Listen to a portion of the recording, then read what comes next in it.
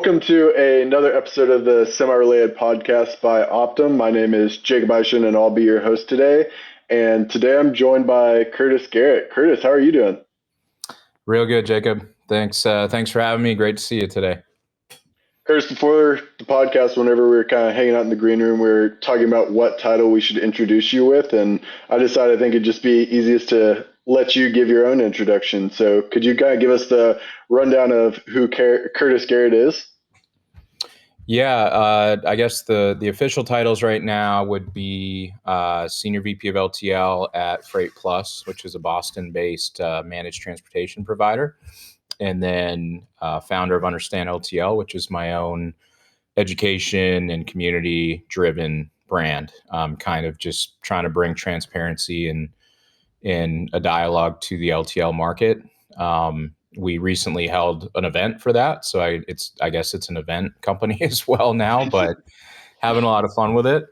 My unofficial title is what I have on LinkedIn. I call myself LTL User X, as in, we're all, no matter what side of the industry we work on, we're all subject to the whole experience, and we're all users in a giant system. So I like to think about it that way.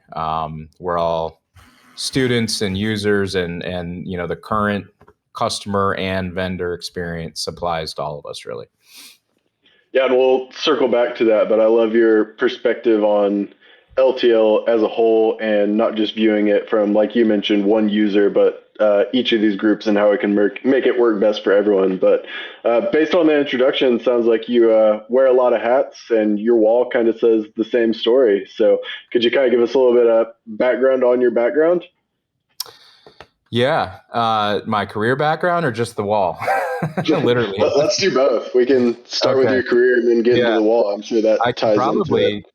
Better prepare next time, and I could have the hats that represent my career background. Maybe. Oh, that'd be an interesting storyline. Yeah, I started, as to the wall, I started collecting just freight transportation hats from different companies probably almost a year ago now. And folks just send them to me. I have a large head, so most of them don't fit me. So I don't feel like there's a lot up there I wish I could wear, but I can't anyways. So they're fine on the wall. The Optym one is not up there because that's one of the few that like really fit me well. I think it's like a Nike running hat or something like that, and I actually wear that quite a bit. So it's a good one. I need to get some Understand LTL hats in that same edition or whatnot. But what is your preferred hat? I know hats are a big piece in the freight swag market. So do you have a preferred style? Oh, I'm really liking that one that you guys got, and I have another one similar to it. It's from DDC FPO. It's more of like a polyester material, but it has the same kind of fit. It's that same like Nike running fit. Okay. But yeah, I got a bunch of different hats, just kind of like samples for Understand LTL. And I haven't found the perfect one yet. There was some of like the Richards. Is it Richardson? Yep. That's the big trucker hat.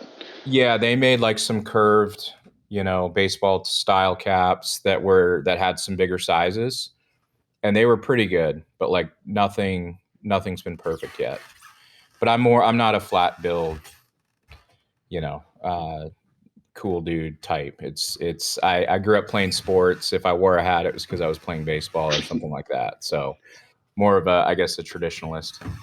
Yeah, I think we run on the same style there. We kind of like the performance factor more than the aesthetic. So yep. And then that's just a mix of like there's Venture 53 I see over my shoulder. That's one of the coolest venture capital firms that's very much in the LTL world. There's some carriers up there. I see Roadrunner, ArcBest, XPO, Sutton. There's some brokers. So it's just kind of a patchwork quilt of the whole industry. I don't think there's anybody up there. Oh, there is a FreightPlus as well. So that's my current job. But I started in the industry 16 years ago now, almost 17 with Old Dominion Freight Line, and just kind of fell backwards into it.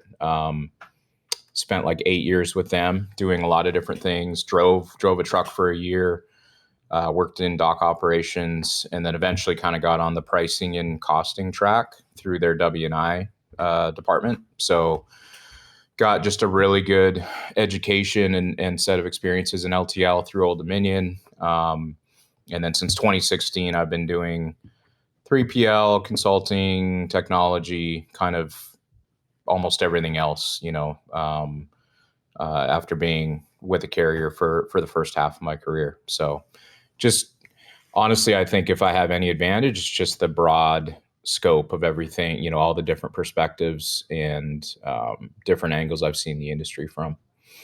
So tell me how those experiences you mentioned being a driver, a dock worker, working on the vendor side, kind of this wide range of experiences working with carriers. How has that led to this idea of LTL user X? And then we can take that into Understand LTL and kind of how you're bringing these ideas to a broader audience.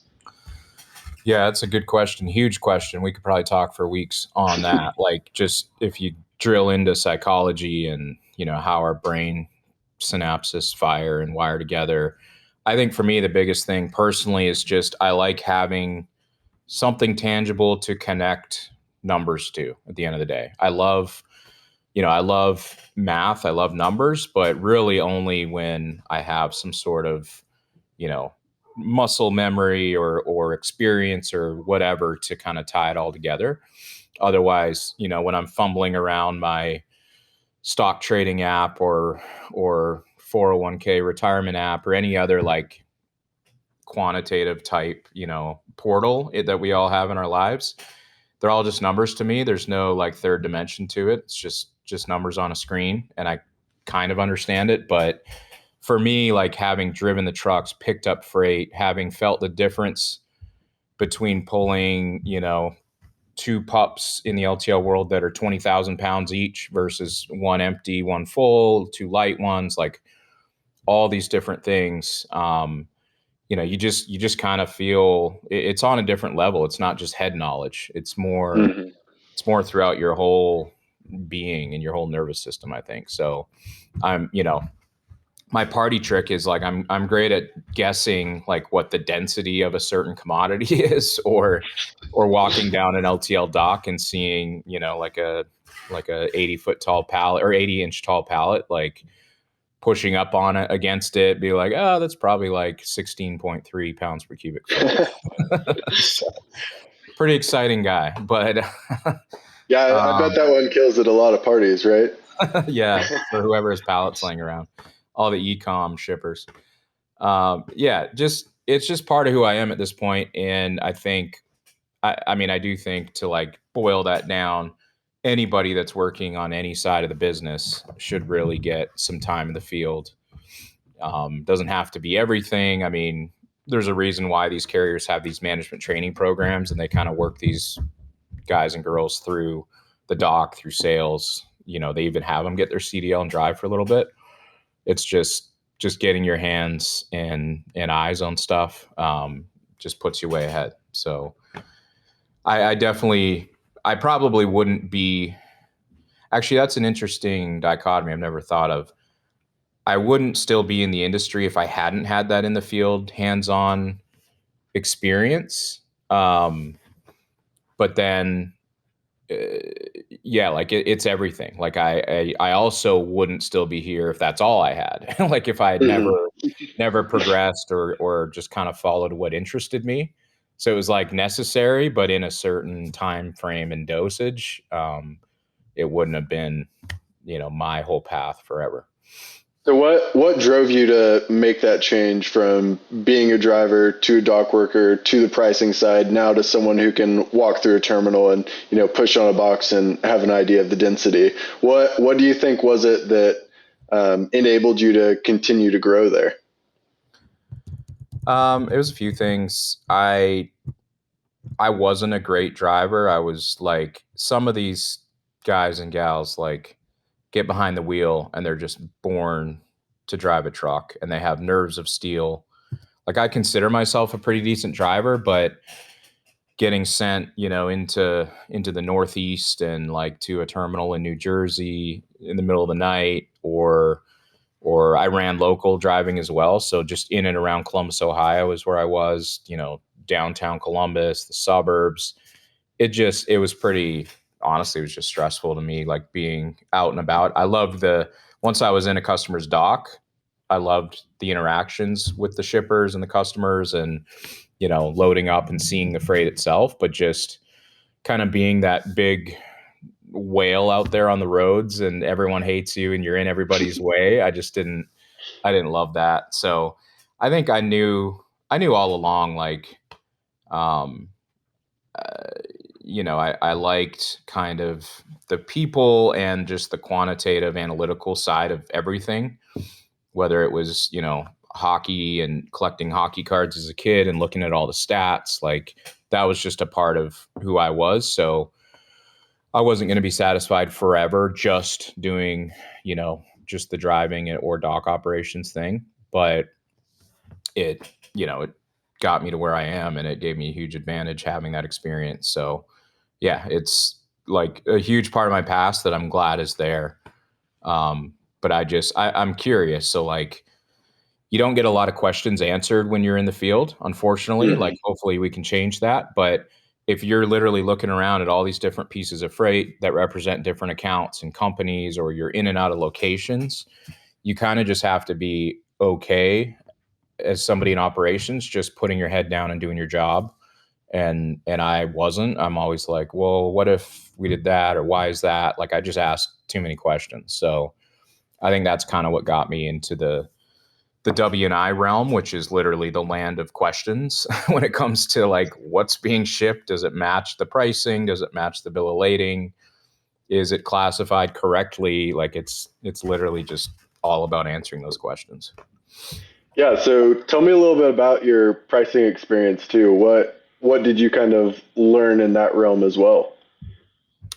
The main thing that I learned for some really good people at Old Dominion, Ron Fries is their costing manager, Pete Ringdahl is their director of yield management.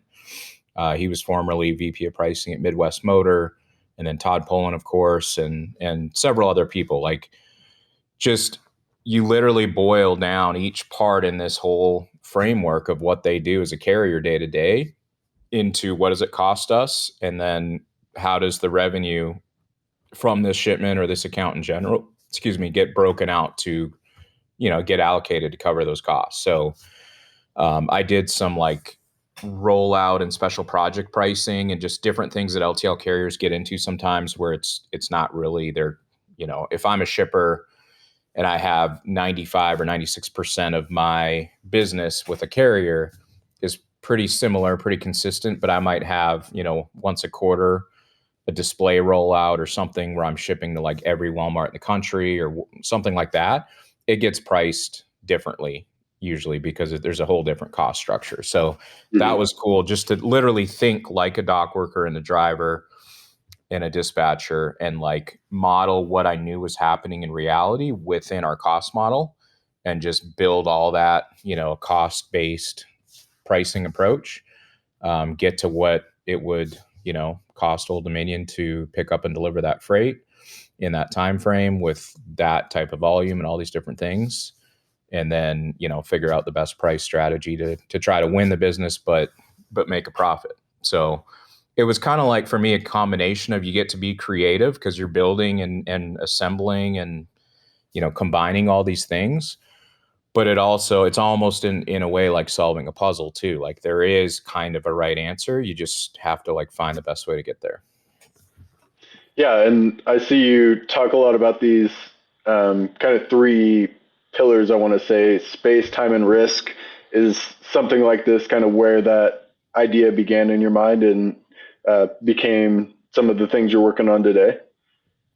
Yeah, 100%. I don't remember exactly when I came up with those three words. I think it was 2 or 3 years ago, just after thinking through and writing, publicly enough about this stuff.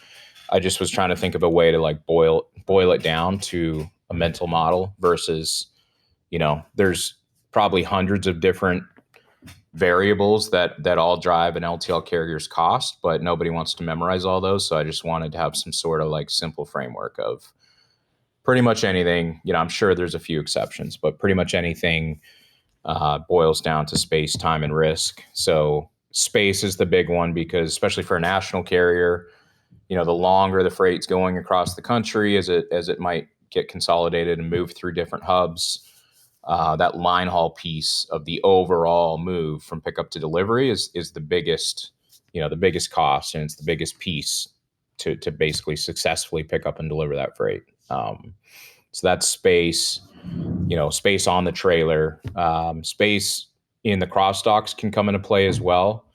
And that's probably a smaller impact. Time is a big one. Time is represented in so many ways, like pickup and delivery side. When you're thinking locations and how far or close they are to the terminal making that pickup or delivery, the services required at the location. Do they have a dock? Is it a lift gate? Is it non-commercial? Like every little potential hurdle that gets put in front of that driver, they have to jump in order to either pick up or deliver the shipment. It's all time. It just equates to more time spent, specific to that one piece of freight and that one invoice, essentially. So time's a big one. And then risk is typically either, like risk from handling the freight, like packaging, improper packaging, or just stuff that's not configured or robust enough for the LTL environment, where stuff's being picked up and put down and moved on forklifts. And then even if it does stay on the trailer most of its journey, there's no air ride in the LTL world. Those are pretty tough rides. And a lot of carriers do a pretty good job with straps and airbags and dunnage, but it's still, there's a lot of pressure and just moving around of the freight within the trailer. So that's a risk thing. And then on the business side, if they take a long time to pay, or they have poor credit, or the communication's poor, like risk I see beyond the claims risk, a lot of it is more on the business relationship side. And that goes both ways. Like if you're a shipper and you have a carrier or a 3PL that you do business with, and they're just hard to get a hold of and they can't fix stuff for you, and like that's all ultimately risk, right? Because it kind of puts the problems back on yourself to fix. Yeah, and you see a lot in this industry, people throw around how important relationships are, but it's not too often you hear someone kind of go deeper on that. Could you kind of zoom in a little bit on that part right there about risk and those relationships between carriers and their shippers? Yeah, you're right. It's talked about a lot at a surface level. A lot of things are really, like, we need dimensions in freight. We need a correct bill of lading, and I'm guilty of it too. But we don't quite often drill down deeper or get a solution there. So I think from a relationship side, I kind of go back to, like, I've read and heard a lot about just high agency people. Like if you were traveling and you found yourself in locked away in a prison in a third world country, who would be your first phone call? Because that person would drop everything. They have the wherewithal, physically, mentally, they have the resources, they have the drive, the focus to like figure out a way to get you out of there and just bail you out. And that's kind of the way I see the best relationships in our industry, where it's like, just speaking personally, the best relationships I have with my carrier reps right now, being on the 3PL side, they're people that I generally know well and like, and they know a bit about me and my family, my personal life, and I know a bit about theirs. We kind of have like that familiarity level, and then you go up a notch, you kind of just have your mundane, like just normal, emails back and forth, or, hey, we need to make a pricing change there. That's kind of like, it just flows easily. Both sides communicate. But then if you kick it up a third level and like there's a crisis or some sort of chaos happening, which never happens in LTL, but if it were, you want somebody that, like, one, they don't feel like you're just going 0 to 60 every time and blowing up through email and copying in the whole world, like you're overusing their their capabilities. Mhm. But if you don't do that and you just go to them when there's truly a need at that kind of upper tier of like crisis mode, I think a lot of those people love, helping you solve the problem and kind of getting you out of a jam. So that's kind of how I think about the three levels of like a good high functioning, shipper carrier or 3PL carrier relationship.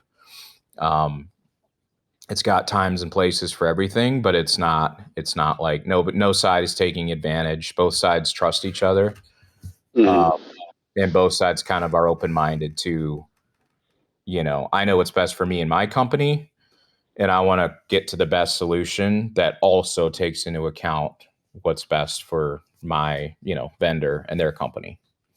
Yeah, and I think this comes back to what you were talking about earlier about being that LTL user X is, being someone who's been on the carrier side and so many different levels of that, now coming to 3PL.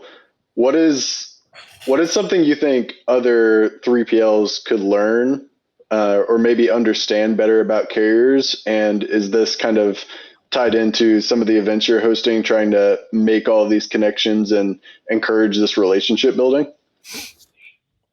Yeah, the events are all about just small groups, like intimate, not necessarily one on one, but just really, small closed room or closed door type conversations.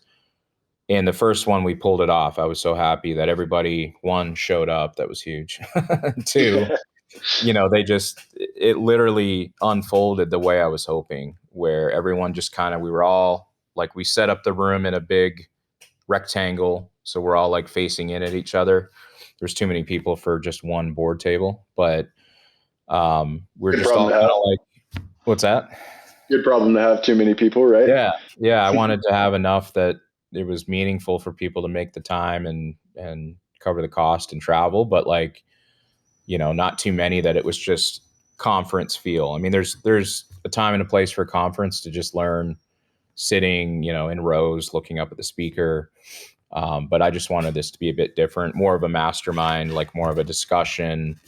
And it turned out that way. So yeah, just kind of getting, I like the community aspect of the Understand LTL brand, where who cares like where you work and where you work today, because you might work for another part of the industry tomorrow, Hmm. that's competing with where you were. Like, who cares? We're all here. We're all like users of the same market. Um, and it's not a, what's the term? It's not a zero sum game. It's not like if you win, I have to lose. It's, I'm not like, I don't want to be all kumbaya and just naive and be like, we can all win. And, like, but we kind of can. Like, there's, Hmm. I really think as we get technology and transparency in, like it's gonna help things shake out, and it's gonna be harder to win if you aren't truly the best, because people are gonna see through that and see the metrics and call you out. Where if you are the best at a category and you can keep going, narrower and narrower on certain categories, then you should be, used by everybody as a product or a company. So yeah, that's kind of the cool thing about the industry. We're small. We're very integrated. Everybody kind of knows everybody. Um, but I think that's a really cool foundation to then launch off of that and just leave the egos at the door and just bring open minds into a room and have some pretty cool conversation. Yeah, and that's something I've really respected about you is I think I remember you shouting out visualize value, someone I've seen before too, and then bringing in this concept of finite versus infinite games and just kind of modernizing the industry. So, what are some things that have you excited about the future of LTL? Just how early we are in all this. Like, I was thinking the other day, you could make an argument that I kind of have a niche, and that's LTL, right?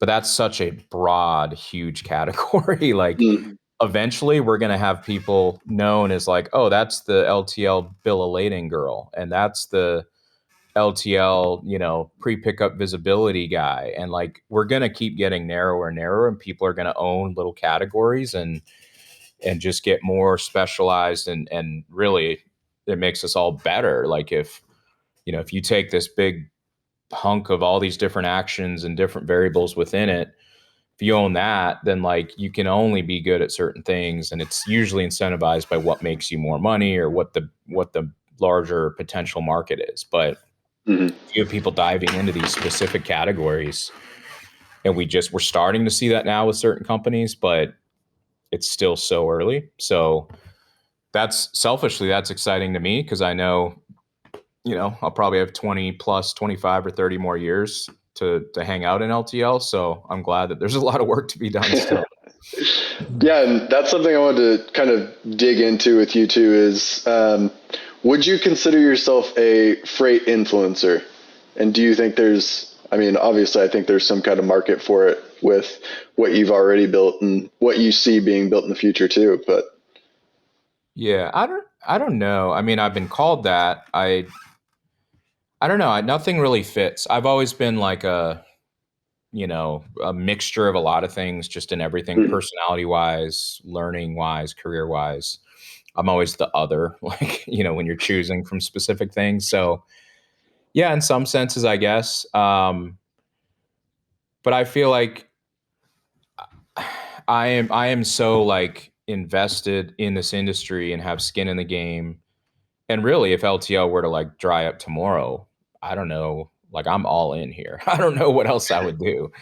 Um, so I think that's maybe a big difference. Like influencers, I think of like they're just trying to scale up that following and basically the distribution to a bunch of different eyeballs and potentially bank accounts. And that's not my mission. I just through working in public, I guess, and yeah, through like following everything that people like Jack Butcher at Visualize Value do. He's one of my heroes just in how I do business. Like that's kind of one of the results, I guess, is you kind of bubble up a little bit. But I'm being careful. Like, yeah, I'm being careful. I mean, I've done brand deals where I, speak well of something or promote something or make connections, and I've gotten paid for that. So I guess you could say that's a characteristic of a freight influencer. But at the same time, like I'm heads down working at FreightPlus, I'm heads down building Understand LTL. So I don't know, I'm just having fun, and whatever whatever it is to be called, that's fine. so tell me about the importance. I know you kind of gave some examples earlier of, you being the LTL guy, but you think there's even more opportunity for people to dig into that. Like I know Todd from Old Dominion, as example, is kind of known for being the pricing guru, right? So what is Yeah. the value to companies to have someone, like that on their team who they can say, yes, we are the leader in this space, and this is someone who's behind that. Kind of dive into the benefit for a carrier or a 3PL or anyone playing in this space to have that person to make those connections. Yeah, I think for better or for worse, people in general trust people more than they trust companies. So if I'm out there looking for validity, or trying to learn, or just like looking for some sort of, closed loop on a certain subject or in an industry, I'd rather find people that have experience and longevity and reputation, and, somebody I can trust, versus people don't always trust the company message, the corporate message, the marketing message. So that was kind of one of my goals standing out, was like everything I see on LinkedIn is just, look at us, look at what we did. Like here's 10 of our employees feeding the homeless, and like that's great, but like you only see that kind of stuff, and it's all just either bragging or humble bragging. So I just wanted to get a dialogue out there, and get a conversation going and a back and forth, and open up a forum for that using LinkedIn. But yeah, I mean, I think at this point in time, and just looking ahead at other industries, other companies out there that are doing this, I think having like people that have their own personal brands, or at least are considered subject matter experts on your roster, like is huge. like Scooter Sayers, everybody knows him too. He's kind of developing. He's kind of been general LTL as well. He's really finding a niche with like dissecting and writing about these public carrier earning reports and quarterly updates and things like that. He's like, there's nobody that's better than him at that. So, I mean, that should be, if that's what he wants to do, that should be his thing. And he's like any 3PL or carrier or anybody, you know, if they wanted to hire him and that's kind of what he's known for, that's only going to help them, you know? So I think a lot of companies have to get past the kind of the fear of like, I can't own and control this full-time employee and make sure that they only sing and talk about our corporate principles and things we find, you find in the handbook, but you got to have a healthy dose of that. But then you want people thinking for themselves as well and having kind of their own voice out there. I think it's a good combination. So I applaud, FreightPlus for being willing to do that with me a year and a half ago. Yeah, and I want to give a shout out to Scooter. I know I've referenced his breakdowns of those earning reports too. Those have been really helpful, and would have never thought I'd be reading carrier earning reports, but here we are. Yeah, he's good. He's like so detail oriented. I can't do that. I'm more like big picture and making connections and dreaming up crazy stuff. But he can dissect a carrier 10K like nobody else. Yeah, and I know in our pre-show meeting, whenever you and I first met, we just kind of free flow conversation. And being a marketing guy, and as you called yourself, the LTL guy, we kind of found this crossroads at talking about this LTL marketing space. Could you kind of tell me about what you think of marketing in the LTL space, and if you kind of have any thoughts on where that's going to go in the future? I know we kind of touched on having these personalities, but let's kind of go a little bit broader with the brands and how you think that might be evolving. Yeah, I think we're still just so early in that realm too, specifically in LTL. Both definitely on the carrier side. I would say even on the 3PL broker tech company side, like they're different right now. That broker side maybe comes across a little more modern and flashy and impressive, but they're also there's a lot like that. They all kind of like blend in and look the same. We're going to save you money. We're going to get you better service. We've got, 10 trillion carriers you can choose from. Like it's all kind of the same message. Mm-hmm. But on the carrier side specifically, I like thinking about that. Like they're literally a carrier, right? You look at other industries like cell phone, wireless, Verizon is a carrier. They have the infrastructure, the assets, they have towers, but yet below them, whether it's part of their company directly or it's somebody they end up buying, like what's Total Wireless, I think they bought and rolling them in, or it's just another like independent company that just uses their network. There's so many more options, and you drive through a certain part of town, you're going to see storefronts and billboards for this cell phone brand versus another one over here. Like, I think that's kind of what we'll get to. Like right now, each LTL carrier has one brand essentially. And no matter what part of the country you're in, no matter what your interests are, no matter how old you are, they all kind of just, are presented with the same message, the same branding. And not to say that it's bad, like it's a good brand. Like, we're going to get your stuff from A to B. We're going to help you keep promises to your customer. Like it's solid stuff. But I feel like as buyers get more complex and there's younger people or future generations in decision making roles, we're just going to have to like go down deeper and have more like sub and micro brands within the big mothership, I guess. Something that speaks, a shipping manager in Seattle might have something different that speaks to them and might grab them versus somebody in Chicago or Dallas or something like that. So what do you think about that? As you're the marketing guru, not me. Well, I'm a little biased because before I was with Optym, I actually worked at Roadrunner, and I knew you kind of made a post about them. So that was going to be my next question, was diving into, I know we talked about kind of on this freight influencer side, niching down a little bit, and Roadrunner's doing that with their metro to metro messaging. Kind of what else are you seeing in that space? Are you seeing people say, "Hey, I'm going to be the best at X," or "I'm going to specialize in transporting this"? Have you seen anything like that? Yeah, I mean, there's certain things that just through tribal knowledge, like everyone knows it right now, and it's been this way for several years. Old Dominion's probably one of the best carriers out there for grocery and food and that vertical. But you don't really see them, at least I haven't seen them like go after it or advertise. They're just the best. And so they get a lot of that business. But I think, yeah, through like I like what Roadrunner is doing. They're releasing more like products. Like here's our cross border to Canada service product. Here's I think they released an app like a few months ago, like for drivers and tracking and stuff like that. Here's our metro to metro. So they're kind of like putting these different pieces and puzzle or like pieces of the puzzle out there. They're still just Roadrunner Freight or Roadrunner Transportation as a brand, but they're getting there's like it's more than just here's our menu, here's our list of services. Like they're kind of giving a personality and a life to the individual services that make them like a viable product. And so that I think they're on the right track. It's they're not that far out of a lot of past historical stuff that has been tough for them.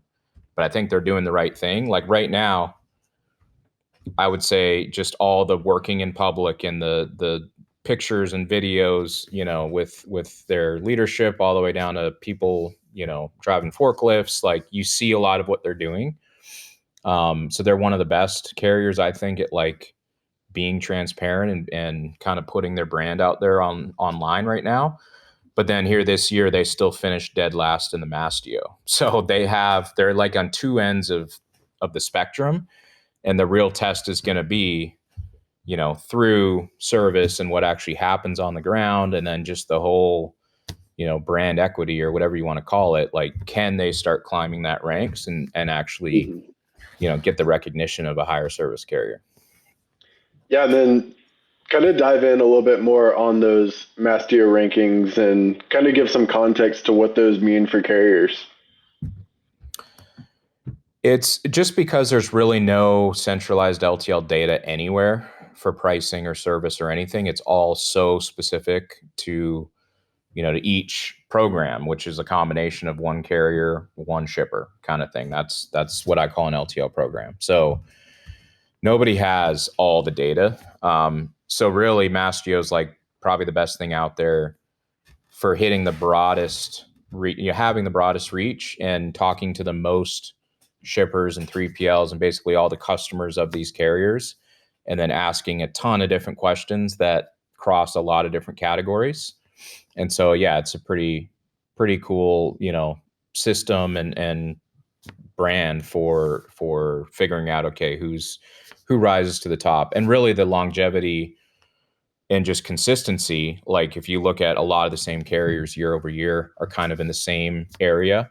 So that I think that kind of speaks to the strength of it. It's not like you're getting wacky, results year over year and carriers are going from top to bottom. So it's still, I guess, at its core, it's still kind of subjective because it's based off of people's experiences and their opinions about certain companies. So until there's a drone following every driver and every truck out there and sensors and tracking devices on every truck and piece of freight, like it's the best we have now. And it's, like I said, it's pretty consistent with what my experiences have been with those carriers. And I think with a lot of others. So yeah, it's a lot of like awards or rankings are just kind of BS, and it's more like buy into this or more of a popularity club. But I would say Mastio is pretty spot on and has integrity to what it's doing. Yeah, and that drone following every truck and driver is that true transparency. But Yeah, let's maybe uh, let's uh, it'll be collecting data, and it might be delivering the lunch to the warehouse manager at the same time. So we can step back from the marketing talk and get into what have been the biggest stories in LTL this year as we kind of close out this year. I think literally anybody, you didn't need me for this one. Anybody could have asked, you could ask your great aunt and she'd probably know. Yeah, it's been it's been a challenging year. The good news is from a long-term aspect, like it's making us better. It's been a challenging 4 years, to be honest, ever since, there wasn't that much peaceful or downtime between COVID kind of bubbling down and then when these, yellow and then Estes events happened in the LTL market this year. So I would say yellow was like basically from the end of Q1 all the way to end of Q2, if not longer, just the effect they had because it started with news stories and headlines and missed pension payments and the very visible public, fight and duel between the company and the union. The good thing with that is it kind of gave everyone a heads up and people were able to start moving business away before they ultimately shut the doors. But arguably, that's also what was the final nail in the coffin was if they could have resolved this stuff behind closed doors and they didn't have that trend already in effect with people pulling business, then maybe they could have survived too. So that's just a reality of today, business today. But and then Estes, they're totally fine now. They're back better than they were, but they suffered a pretty big, just debilitating cyber attack. I think it was late September, early October, and that basically put them out, put them out of commission for several weeks, close to a month. So it's been, I wrote the other day, like a lot of what's happened in LTL this year is just they're micro events that are very specific to LTL. They're not really in line with the greater economy and some of the macro trends, but once they kind of settle down and things, kind of right size and get digested, like you look at, labor, real estate, raw materials, all the biggest issues in the world in general still very, very much impact LTL, even more so than truckload or other modes, just because of how their networks are built and, the number of people involved, non-driving personnel. Yeah, they're huge operations. So it's always going to be a challenging market to work, like to function in and to be a service provider in. But, we're still here. we keep doing it. So yeah, it's never going to be a perfect day or month or week in LTL, but that's kind of the fun of it. Yeah, and an incredible effort by Todd and Webb and the whole team over at Estes to recoup from that incident and as well to be so transparent and open about it. I think that's one of the first times I've seen so many videos and posts shared about that. I wanted to dig into the yellow closing now that we've seen those Q3 earnings that we've kind of talked about, and Scooter's done some of those deep dives for us. But just kind of your thoughts on how that has shaken out and how the industry was able to absorb all of that. Yeah, and just real quick on your last point there with the messaging and the video and being transparent, that was very noticeably something we didn't see with Yellow and their situation, right? I think I saw their CEO on like Fox News maybe once or twice, but they weren't really out there, like talking to their employees or their customer base from what, at least publicly. Maybe they were, I'm sure they were behind the scenes. And actually I know firsthand, like the leaders of the 3PL group were amazing with just always being available, always, taking questions and getting the right answer. So they were doing that behind the scenes. I just think in today's day and age, you need to be a little more open and transparent with that, especially when you're kind of getting down to like a Hail Mary situation. Go post up in front of one of your terminals and just get on the horn and start talking to your employees and your customers. But we're all quarterbacks in hindsight of that situation. I wasn't in it. Yeah, in general, I think there was definitely, I've been maintaining all along, and I still stand by this. There was definitely enough, if not more than enough, available capacity from just a total like 1-to-1. Like, here's this shipment. It was on a yellow truck. Now it needs to find a new home. If you just have that equation, there was definitely more than enough. I think all the kind of the friction and the reason it took probably 45 to 60 days to like get digested was just really tied to like how antiquated we are in LTL with account setup and pricing setup and APIs. And like, it's not quick and easy to just turn something on. So I think we were kind of constrained by our own systems as an industry. And, a lot of, you look at the growth of like operations and sales teams at carriers versus the growth of their pricing and administrative teams behind the scene, it's not equal. Like, there's people in those departments at corporate at every carrier out there, balancing much bigger workloads now than they used to. And yeah, they have some better technology too, but it's that's got to get more streamlined, I think. Like, this is probably a bad example because it's the same company, but it's something I think of from a user experience. You have, like, say, an Amazon Prime or Prime Video account, and you go to like a hotel or an Airbnb. It's literally as quick as like QR code on the TV, hold your phone up, take a picture, validate your account, and like you're off watching, in a few seconds. I know this was more like new providers essentially, but still there's got to be a less friction, smoother way to like onboard customers and do all that. So hopefully we can solve that. Yeah, overall I think the industry responded well. Carriers did a really good job. And hopefully no more black swan events in the next, 3 to 6 months at least. Fingers crossed. We're hoping for it. Well, Yeah. we're running out of time here, so I have one more question for you to wrap up, and hopefully we can have you back on again soon because there's a lot more that we could get into here. But our kind of closing question we like to ask all of our guests is, what is your bold prediction for the future of transportation? Man, I'm always bad at these questions. I don't know if it's anything too bold. Like, I think I think we might be hitting a stage where, and I'm no expert, but like, I've kind of followed along with this web 1, web 2, web 3, evolution, where web 3 is like more decentralized, more transparent.